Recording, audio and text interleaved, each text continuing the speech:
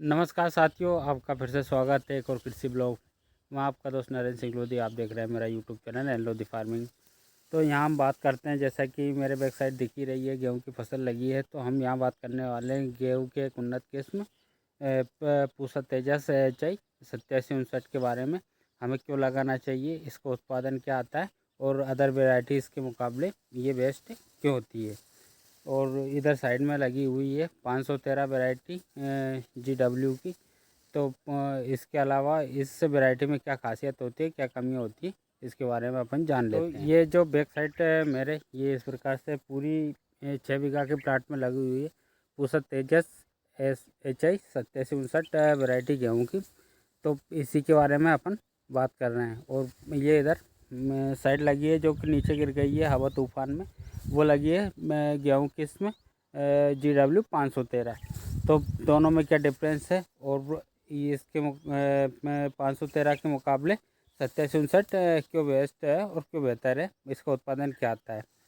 तो जैसा कि ये वैरायटी लगी हुई है, ये 8759 वैरायटी है। तो ये बालियाँ इस प्रकार से आती है और बालियाँ निकल रही है, इसमें फुल स्टेज पे ही निकलती आ रही है। कुछ निकल गई और कुछ निकलती आ रही है इस प्रकार से। तो ये वैरायटी की खासियत ये होती है, एक तो इसका जो तना होता है काफ़ी स्ट्रॉन्ग और मजबूत होने के कारण अगर बरसात होती है, हवा ज़्यादा चलती है या किसी प्रकार का कुछ ऐसा होता है, मौसम ख़राब होता है, उसमें काफ़ी अच्छा स्टैंड कर पाती है।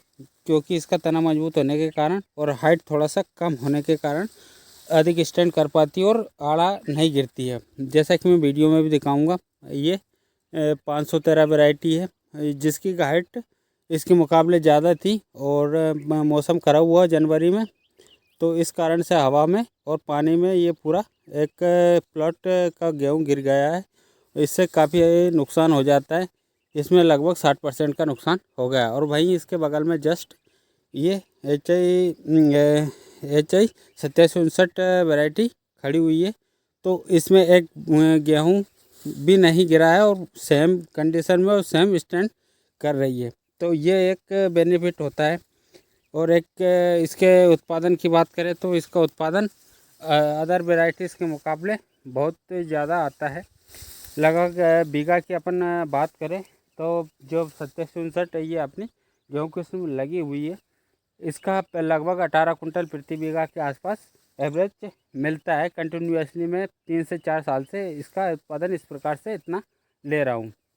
वहीं ये जो 513 वैरायटी लगी हुई है, इसका उत्पादन इसमें बालियाँ तो बड़ी दिखती है लेकिन इसका उत्पादन डाउन देखने को मिलता है इस HI 8759 के मुकाबले। और इसकी हाइट भी अधिक होती है और तना थोड़ा सा लूज होने के कारण ये जल्दी गिर जाती है। इस कारण से ये इसके मुकाबले 8759 बेस्ट वैरायटी होती है। हालांकि दोनों वेराइटीज़ का अपना अपना महत्व है। उसकी बीज क्वालिटी और जो शानदार होती है और बीज की जो रोटियाँ चपातियाँ बनती है वो बेस्ट होती है। जबकि ये 8759 के ये कटिया गेहूँ लाल कलर का होता है, तो इसका बेकरी प्रोडक्ट में ज़्यादा उपयोग होता है। इसकी चपातियाँ उतना कठोर होने के कारण स्वादलेस होती है।